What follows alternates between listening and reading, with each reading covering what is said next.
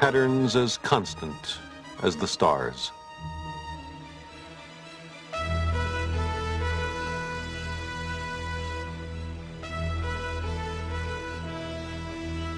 But how could you discover them? Where would you begin? If the world and everything in it was crafted by God, then shouldn't you begin with a careful study of physical reality? Was not all of creation an expression of the harmonies in the mind of God?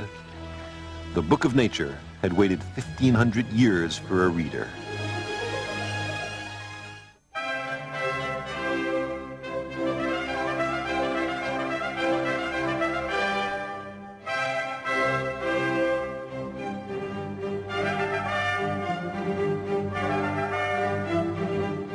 In 1589, Kepler left Malbrunn to continue his studies at the great university in Tübingen. It was a liberation to find himself amidst the most vital intellectual currents of the time. One of his teachers revealed to him the revolutionary ideas of Copernicus. Kepler relished this urbane, scholarly community. Here, his genius was recognized at last.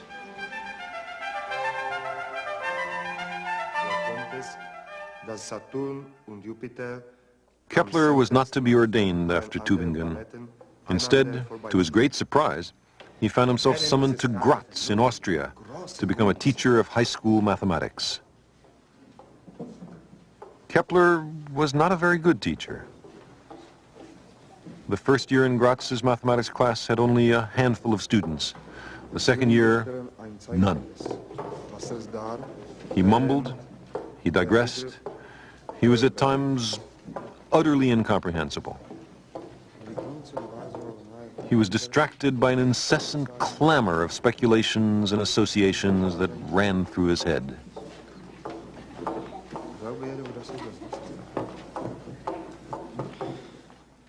And one pleasant summer afternoon, with his students longing for the end of the lecture, he was visited by a revelation that was to alter radically the future course of astronomy and the world.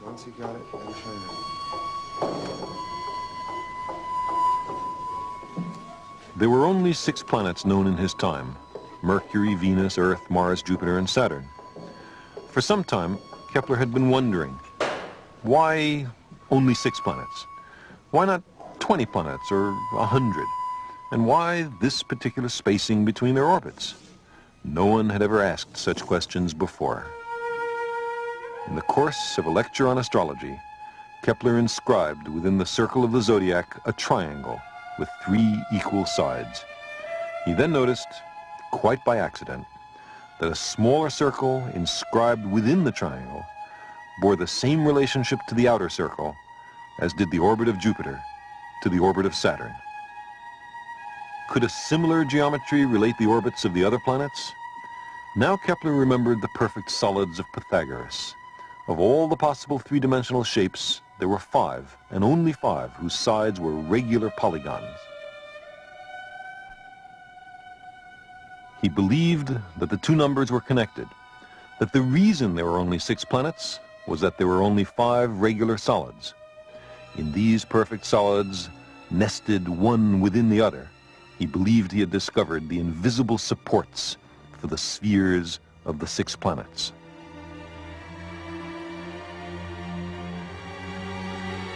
And this connection between geometry and astronomy could, he thought, admit only one explanation: the hand of God, mathematician.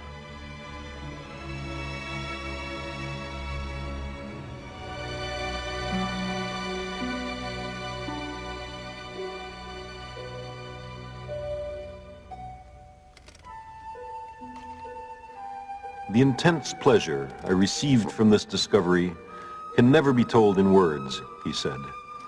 Now I no longer became weary at work. Days and nights I passed in mathematical labors until I could see whether my hypothesis would agree with the orbits of Copernicus or if my joy would vanish into thin air.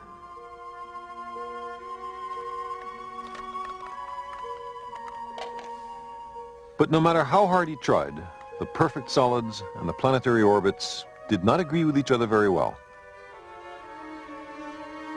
Why didn't it work? Because unfortunately, it was wrong. The true orbital sizes of the planets we now know have absolutely nothing to do with the 5 perfect solids, as the later discovery of Uranus, Neptune, and Pluto shows. But Kepler spent the rest of his life pursuing this geometrical phantasm. He couldn't abandon it, and he couldn't make it work. His frustration must have been enormous. Finally, he decided that it must be the long-accepted planetary observations that were inaccurate, and not his model of the nested solids. There was only one man in the world who had access to more precise observations. That man was Tycho Brahe, who, as chance would have it, had recently written Kepler to come and join him. Kepler was reluctant at first, but he had no choice.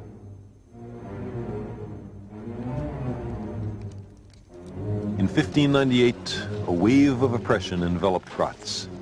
It was spearheaded by the local Archduke, who vowed to restore the Catholic faith to the province and, in his own words, would rather make a desert of the country than rule over heretics.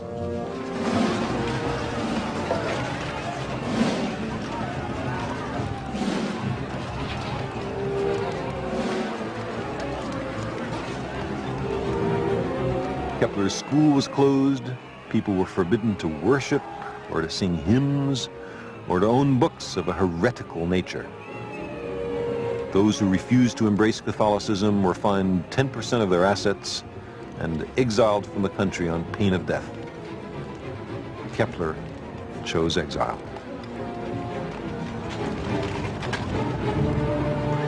Hypocrisy I have never learned. I am in earnest about faith. I do not play with it.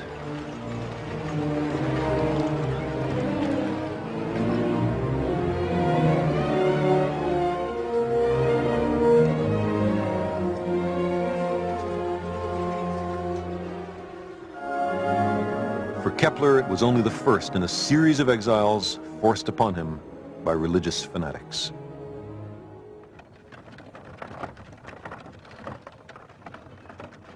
Now he decided to accept Tycho Brahe's open invitation.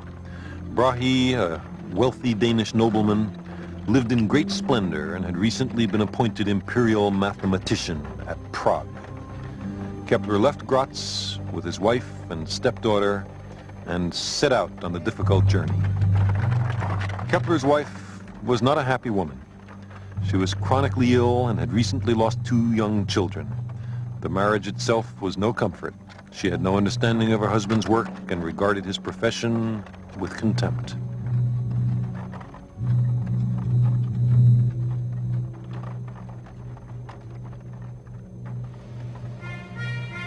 Kepler was married to his work, and every tedious mile was bringing him closer to the great Tycho Brahe, whose observations, he devoutly hoped, would confirm his theory. Kepler envisioned Tycho's domain as a sanctuary from the evils of the time. He aspired to be a worthy colleague to the illustrious Tycho, who for 35 years had been immersed in exact measurements of a clockwork universe, ordered and precise.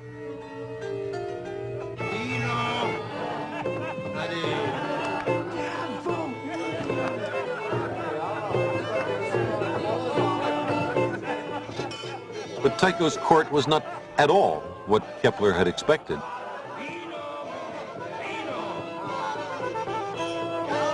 Tycho himself was a flamboyant figure, adorned with a gold nose. The original had been lost in a student duel fought over who is the superior mathematician. And he maintained a circus-like entourage of assistants, distant relatives, and assorted hangers-on.